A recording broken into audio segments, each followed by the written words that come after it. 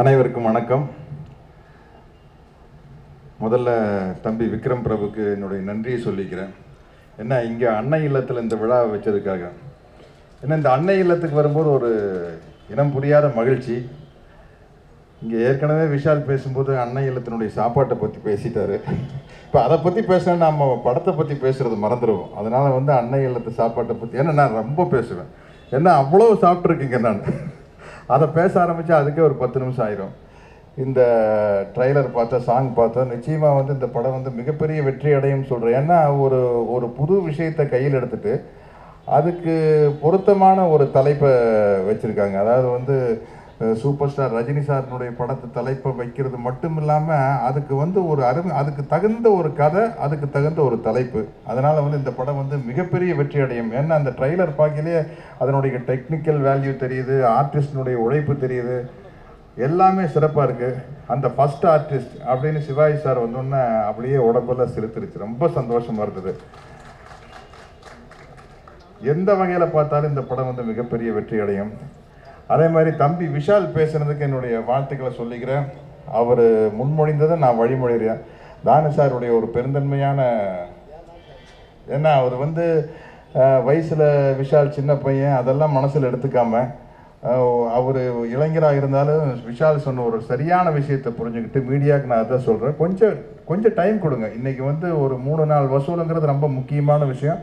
அதுலேயும் சின்ன பட்ஜெட் படங்களுக்கு அது ரொம்ப முக்கியம். நீங்கள் இன்றைக்கி என்ன ஆகி போச்சுன்னா, ஒரு படம் ஃபஸ்ட்டு ஷோ நடந்துட்டு கீழே இன்டர்வெல்லையே உடனே மெசேஜுகள் எல்லாம் அனுப்பிச்சு கோடிக்கணக்காக செலவு பண்ணி படம் எடுக்கிறாங்க. அது உங்களுடைய உரிமை. ஒரு படம் நல்லா இருக்குதா நல்லா இல்லைன்னு சொல்கிறதுக்கு உங்கள் உரிமை.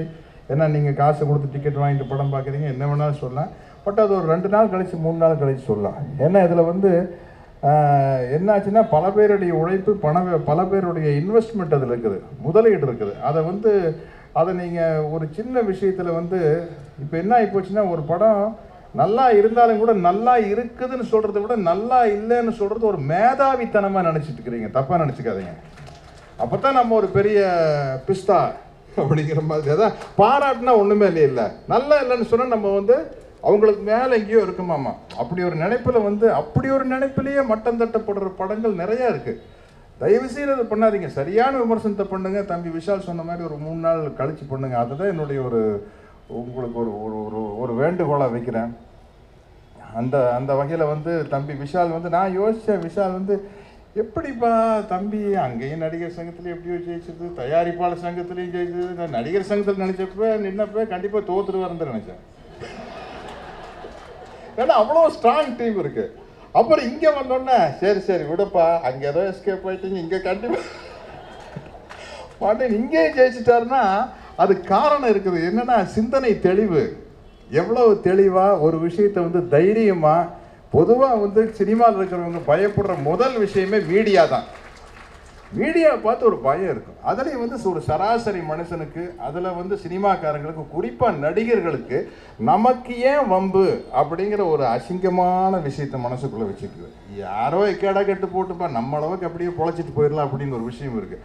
அதை தைரியமாக எடுத்து முன்னாடி சொல்லக்கூடிய அந்த கெப்பாசிட்டி இருக்கிறவன் தான் தலைவனாக உட்கார முடியும், செயல்பட முடியும். லேசாக மனசுக்குள்ள ஒரு பயம் இருந்துன்னு வச்சிங்களேன், மேலே வர முடியாது. அந்த வகையில் தயாரிப்பாளர் சங்கம் சரி, நடிகர் சங்கம் சரி, சரியான ஒரு நபரை தான் தேர்ந்தெடுத்திருக்காங்க. விஷால், இந்த தைரியத்தோடு செயல்படுங்க. உங்கள் பின்னாடி இண்டஸ்ட்ரியை நிற்கும். எங்களுக்கு இந்த தைரியமான ஒரு ஆள் தேவைங்கிறது தானே இப்போ நமக்கு. அதனால் இந்த படத்தினுடைய விக்ரம் பிரபுக்கு ஒரு சின்ன வேண்டுகோள். இந்த படம் நாளைக்கு மிகப்பெரிய வெற்றி அடையும் அப்படிங்கிறது டீசரில் தெரியுது. எவ்வளோ பெரிய சக்ஸஸ் ஆனாலும் அன்னை இல்லத்தில் தான் ஃபங்க்ஷன் வைக்கணும். ஏன்னா இங்கே வரதில் எங்களுக்கு ஒரு சந்தோஷம் இருக்குது. எப்படியோ பண்ணி அங்கே மேடை போட்டு சைடில் எல்லா சேரை போட்டு உட்கார வச்சு இங்கே கூப்பிட்டுரு. நன்றி, வணக்கம்.